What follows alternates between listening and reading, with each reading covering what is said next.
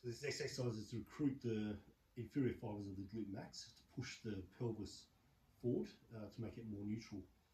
So, and in combination with other exercises to pull the left hip back.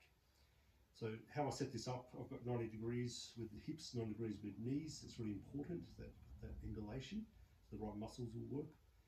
The head's relaxed, so on a pillow would be better, but I'm just resting on my arm here. I've got a rolled up towel underneath my ankles, so it's to help position the left hip. You could use a foam roller as well. And I've got a rolled up towel underneath my midriff here, so it helps me to feel the engagement of the left oblique. So this exercise is done in combination with breathing as well. So first thing I do, I feel my feet on the wall, so the tripod of the feet, the center of the heel, knuckle of the big toe, knuckle of the little toe, those points on both feet, that's contacting. So it's a ground sense through the nervous system. The brain likes to know that there's something under your feet. Otherwise it causes tension in different parts of the body. So we're grounding it so certain muscles that never can switch off can actually switch off, and other ones can start to fire better. So it's really important, that part. Then from here, I'm pushing my hip into the ground, so it activates my left oblique, and I feel my muscle push into the towel here.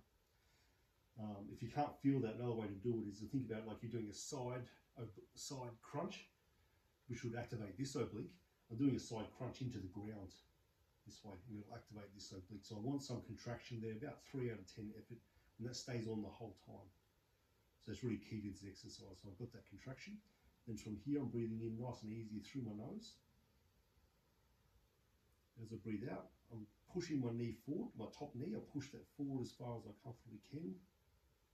And I lift this knee as high as what I comfortably can, and I feel the lower fibers of the glute activate here. But I don't lift so much that my foot wants to peel off the ground, off the floor. So it's really important the foot stays on the ground, that tripod there stays. And then I breathe in again. I'll see if I can push that forward a little bit more. My knee forward a little bit more. Hold that. As I breathe out, see if I can push that forward a bit more. And there'll be a certain point where it doesn't want to go anymore, that's fine. And I'm just breathing from here. So breathe in through the nose, out through the mouth, just a comfortable breath out. Then towards the end of the breath, we're adding, which will get the side abs engaging on both sides. And keep that bit of tension. Breathe in, allow the air to inflate wherever it needs to go in the rib cage.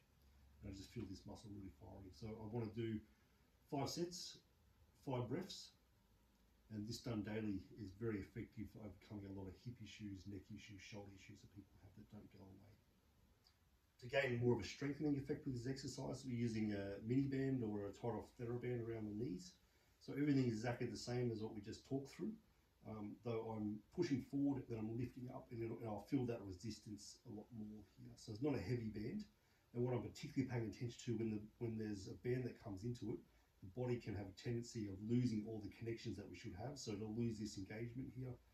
The body will want to arch. So as I push forward and lift, the body wants to go into this arching motion with the lower back that will not get the right muscles and just put you back into the extension pattern that's already in. Okay, so we want to make sure there's no change in everything that we've got going on, but we're just adding that little bit more resistance.